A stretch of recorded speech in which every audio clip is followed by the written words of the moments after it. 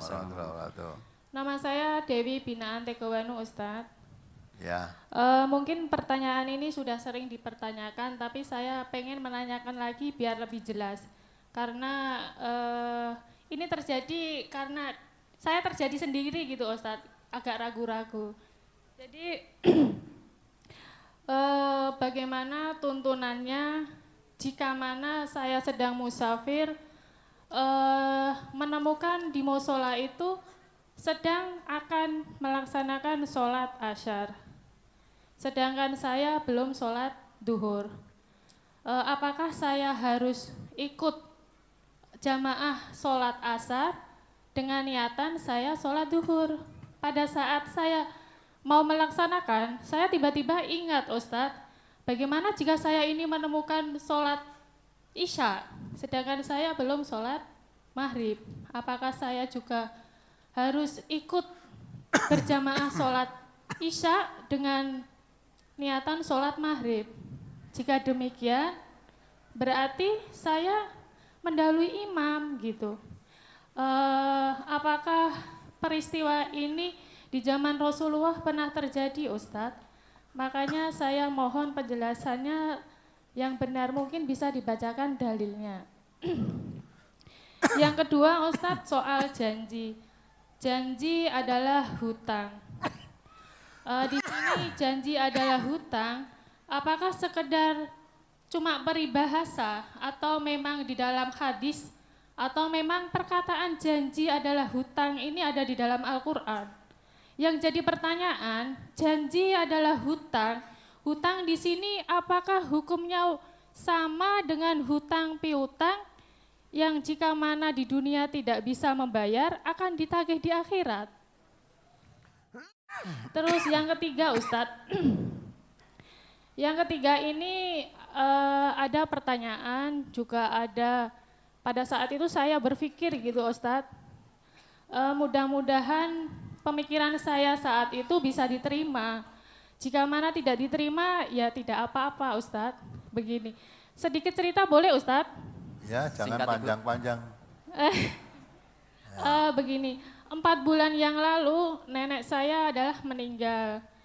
Pada saat meninggal, saat itu yang ada cucu, yang ada pertama adalah saya, Ustadz. Jadi sayalah yang memandikan, sayalah yang mensampoi, dan setelah dibaringkan untuk dikafani, saya disuruh untuk memberi bedak. Saya tahu ini sepertinya tidak ada tuntunannya, tapi adakah larangannya? Pada saat itu saya tidak bisa berbuat apa-apa, Ustadz.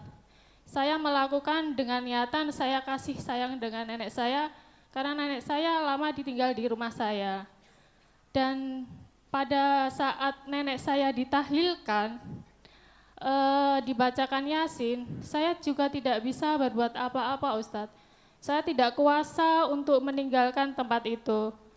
Saya pada mereka meyasinkan, mentahlilkan, saya juga membaca tahlil, Ustadz. Dengan bukan begitu maksudnya. Artinya gini, tahlil itu kan la ilaha illallah. Saya membaca la ilaha illallah dengan niatan saya yang mengerjakan, saya juga nanti yang mendapatkan pahala kalau saya ridho begitu.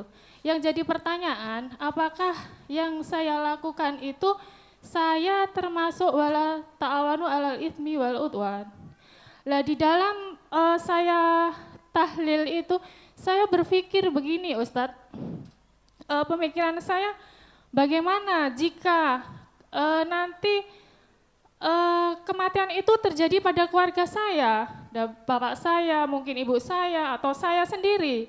Apakah pelayat ini yang akan dikerjakan jika keluarga saya tidak tahlil? Apakah mereka itu akan ngobrol, duduk-duduk, ngobrol sana sini, sini situ gitu, Ustadz.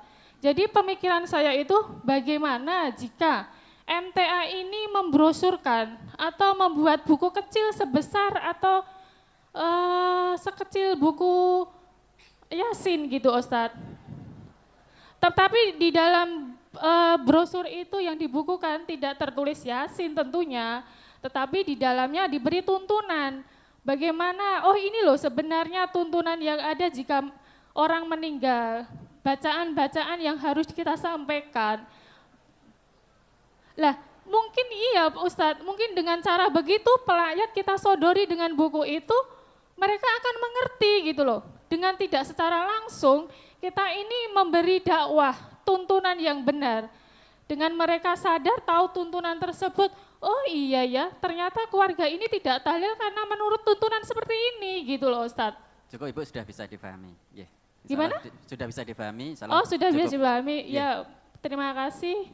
Demikian usikum binafsi bitaqwa. Wassalamualaikum warahmatullahi wabarakatuh. Waalaikumsalam warahmatullahi wabarakatuh. Jadi saudara musafir mau sholat duhur, tapi imamnya di situ tapi sholat asar, boleh saudara mengikuti. Ya, walaupun imamnya sholat asar, saudara sholat duhur boleh niat saudara sholat duhur. Karena duhur dan asar sama, hanya beda niat saja kan. Dan Allah akan memberikan pahala sesuai dengan niatnya. Yang niatnya asar ya asar, niatnya duhur duhur. Tapi kalau saudara mau maghrib kok mengikuti isya, nggak bisa. Nggak bisa. Nah, isya itu 4 rakaat, maghribmu telu. Kan nggak bisa. Jadi kalau ini saatnya sholat isya.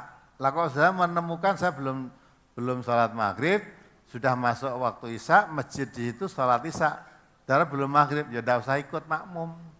Tentu saudara tidak bisa mengikut, karena isya itu 4 rakaat, maghrib 3 rakaat. Kan nggak bisa ikut, berarti medot dalan nanti. Ya, nggak bisa, kamu sholat maghrib dulu aja. Maghrib dulu, karena sedang imamnya sholat isya, ya biar selesai isya dulu. Baru saudara sholat maghrib, baru sholat isya, dijamak kan kita maunya, karena musafir tadi. Jadi kalau sholat maghrib dan isya tidak bisa, karena memang berbeda, rakaatnya pun berbeda. Kemudian janji itu adalah hutang, memang betul, al-wa'du dainun, janji itu hutang. Ya. Bukan seperti hutang uang, artinya suatu janji itu sesuatu hal yang harus dipenuhi. Allah sendiri mengatakan aufu bi'ahdi ufi bi'ahdikum. Nah, itu dah. Tepatilah janjimu kepadaku, aku akan menepati janjiku kepadamu. Ya, Allah kan banyak menjanjikan kepada kita, kalau kita orang bertakwa diberikan banyak janji-janji. Ya, janji yang menyenangkan. Nah, kita juga harus menepati janji kita kepada Allah. Sebagai orang bertakwa itu bagaimana janjinya? Maka kalau kita sudah melaksanakan janji-janji kita kepada Allah sebagai hamba Allah, menepati janjinya sebagai hamba, Allah nanti akan menepati janjinya kepada orang yang bertakwa yang diberi janji oleh Allah tadi. Ya, maka janji memang harus ditepati. Ya, kalau tidak ditepati ya dosa gitu. Kemudian mengurusi jenazah, tidak apa-apa. Walaupun tidak ada tuntunnya dibedai tidak salah. Ya, jenazah baru dimandikan atau dibedai tidak dosa. Walaupun nggak ada tuntunan nggak apa-apa. Diminyai ya boleh, dijungkati ya boleh. Ya, umatnya dikubur dijungkati saya boleh enggak? Boleh, walaupun tidak dituntunkan, mau dijungkati kan baik. Itu urusan-urusan yang tidak urusan dari ibadah. Yang penting persyaratan memandikan jenazah sudah dipenuhi.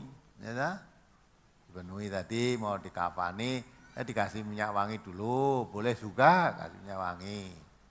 Ya, rambutnya dijungkati, boleh juga. Dibedai juga boleh, enggak ada larangannya itu urusan. Bedai minyaknya kan urusan dunia, enggak ada larangannya itu. Itu jatuh sama memandikan jenazah tadi. Boleh itu. Nah, kemudian masalah itu tadi, buku kecil dibagikan untuk layat, supaya tidak langsung memberikan dakwah pada mereka. Wong dakwah langsung aja nggak mau, apalagi tidak langsung. Ya tak? Nah, kalau dia ingin tahu tentang agama, ya ngaji. Ngaji megah datang ke sini, dengarkan dakwah langsung lewat radio. Lagi dengar radio dia udah benci kok. Kayak buku kecil. Ya nanti terus dikatakan itu. Akhirnya brosur, disilih ra entuk, dijaluk ra entuk. Nah, ya, kata untuk kalangan sendiri. Nah itu ngomongnya siapa gitu itu? Kan tidak ada kan? Brosur siapa yang bilang nggak boleh? Dijual umum gitu di situ. Mau beri bendel brosur dari tahun berapa? Dari bendel tiap tahun. Ngaji di situ. Nah, bacaan-bacaan apa yang ada hubungannya dengan orang mati? Ya, orang mati itu sudah diterangkan di dalam brosur, agak pagi sudah dikeluarkan juga. Kalau dia orang meninggal tadi orang Islam, mempunyai hak yang harus dipenuhi 4. Sudah. Apa 4 itu? Dimandikan, dikafani, disolatkan, kubur, sudah selesai. Mau didoakan setiap saat, tidak usah nunggu 3 hari, 7 hari, 40 hari. Setiap saat boleh didoakan. Dan kita pun selalu mendoakan. Bahkan bukan ayahnya, bukan ibunya. Orang lain kalau dia Islam kita doakan. Allahumma firil mu'minina wal mu'minat wal muslimina wal muslimat al ahya'i minhum. Yang masih hidup maupun sudah mati. Ya. Pada ibunya, bapaknya ya Allahumma firil mu'minina wal mu'minat. Jadi wong ibunya bapaknya apalagi doakan ta Rabbi firli wali walidaya warhamhuma kama rabbayani shaghiran. Tidak harus nunggu 40 hari, 1000 hari, 100 hari, enggak usah. Lah sekarang kalau orang layat di situ nek ora maca tahlil terus do ngopo, ngobrol-ngobrol ngomong apa? Lah ya tok ngobrol ngomong apa gimana toh ya. Lah kalau layat itu mulane termasuk jenazah itu supaya disegerakan untuk dikubur. Ya kalau jenazah ya ngurusi apa yang diperlukan, peralatan untuk memandikannya, untuk mengkafaninya, kainnya sudah ada atau belum, yang duduk sana sudah selesai duduk langsung dibawa dikubur, dah selesai. Lah sing nglameti ning omah piye? Rasa anggo slametan. Wis mati kok dislameti barang. Ya. Nah, itulah. Lah terus neng di situ ngerembuk apa ning layat? Lah rembuk apa? Ya mestinya kalau dia orang mati, kalau bicara-bicara, nunggu itu ya bicara yang baik-baik. Aja kok bicara ning ngene wong mati malah wah ki rondone Ciayu lho ngepek sapa iki. Ya. Jane mati jenong rondone sing ngepek sapa iki. Lah kuwi jenenge celelekan ning ngene wong mati malah. Ya. Aja mikir rondone, mikiran sing mati kuwi lho. Yang mati itu sangune udah siap belum? Bagaimana kalau saya dipanggil oleh Allah mati? Ya, belum siap sangunya. Nah gitu dah. Maka saat melihat kematian itulah kita mengambil suatu pelajaran. Ternyata orang mati itu setiap saat bisa datang. Anaknya kecil, istrinya masih muda, ya, jabatannya masih masih belum dipensiun, uangnya banyak, ya mati juga. Ya dah, terus sudah ngepek sapa kuwi, warisane kuwi. Lah gitu dah. Enggak usah gitu, pikir aja sangunya itu pada Allah. Ya, kalau kesenangan yang ditinggalkan tadi semuanya itu betul. Ingat pada Allah, wa mal hayatud dunya illa mataul ghurur. Ternyata istrinya, anaknya, rumahnya, mobilnya, kesenangan yang menipu semua itu. Begitu dipanggil oleh Allah tinggal semua dan tidak manfaat semua. Katakan oleh Rasulullah yang menemani 3 aja. Ya, orang mayit tadi menemani 3 aja. Yang 2 kembali, 1 yang terus. Yang kembali itu ahluhu wa maluhu. Ahli warisnya dan harta kekayaannya. Ya, yang terus sampai ketemu Allah amaluhu, amal perbuatannya. Ya, kalau ahli warisnya tadi ngantar sampai kubur, kembali semua, ra enek sing keri siji, ra enek gelem. Istrinya yang nangis-nangis tadi, bareng tekan kuburan lo ya mulai akhirnya. Gitu. Padahal ketika mau diangkat gitu, wah aku melu, nganti tak geblak-geblak barang. Nah, itu bah, mau dipelasi dan, pesen oleh duduk kayak itu. Bojone arep melu iki kon gawake rada jembar. Bojone arep melu dielok-elokke. Apa gelem ndak mau? Ngapusi itu. Patut-patut ya aku melu jane ra gelem dijak. Ya dah. Nah, mobilnya ikut nganter, balik semua dah. Wong cincine katut iki kita duduk meneh kok. Ya, wah cincinnya katut durung disiko ya. Ya, balik. Maka yang temani amal itu yang menentukan. Waman zusihanin nar wa udkhilal jannata faqad faz. Kalau yang menemani amal tadi bisa membawa dirinya masuk surga, menjauhkan dari neraka, itu yang beruntung. Yang pangkat jabatan tadi jenderal bintang 4 tetel, udah. Ya. Tak kanggo kabeh. Harta kekayaannya hilang, pangkat jabatannya hilang, semuanya hilang. Hartanya menjadi hak ahli warisnya, yang bisa menemani hanya amal. Itu penentu kamu nanti bahagia dan tidak, teman yang menemani kamu, amal perbuatanmu itu nanti akan menentukan. Maka wal tandur nafsum ma qaddamat liqad, tiap diri seseorang ini harus mempersiapkan untuk hari esok itu apa. Yang penting amal perbuatan yang harus kita siapkan. Itu ya, jadi tidak usah pakai buku kecil, buku besar rako bermoco, apalagi buku kecil. Ya. Buku kecil nanti ada tuntunannya, tertib jenazah dibacakan ini malah gawe-gawe dewe, nanti nggak ada bacaan-bacaan untuk jenazah meninggal dibacakan apa, saya belum tahu tuh. Ya. Habis mati dikubur selesai sudah. Sekarang yang diurusi yang hidup, yang mati sudah selesai urusannya kepada Allah. Saudaranya tidak bisa menolong, nah, suami nggak bisa menolong istri nggak bisa menolong suami, anak, suami, istri, bapak, ibu, ayah nggak bisa menolong semua. Tanggung jawabnya diri pada Allah. Nah itu sudah. Jadi jangan kita malah buat hal-hal yang baru, tidak dituntunkan. Kalau sudah 4 sudah diberikan pada yang mati, sudah lunas sudah. Nah kalau masih meninggalkan hutang pada orang lain, ahli warisnya tadi misalnya punya hutang uang, nah ini tanggung jawab ahli warisnya nyauri pada yang dihutangi tadi. Kalau hutang sholat, rasa disaur ke. Udah. Ya saya rasa cukup ya itu ya. Tadi ikut membaca tahlil, tapi niatnya untuk diri sendiri. Nah, orang memang katut koncone. Ya. Kenapa kok kamu tidak membaca tahlil untuk orang mati? Tidak, niatnya untuk sendiri. Untuk sendiri kok tidak katut karena kadeh do moco tadi kowe melu moco. Kowe saja didelok mosok semua baca kok meneng dhewe kok ora patut. Tak melu tak niati tinggal aku gitu. Kalau niatnya dah tahlil untuk dirimu sendiri, kenapa harus dikaitkan dengan kematian?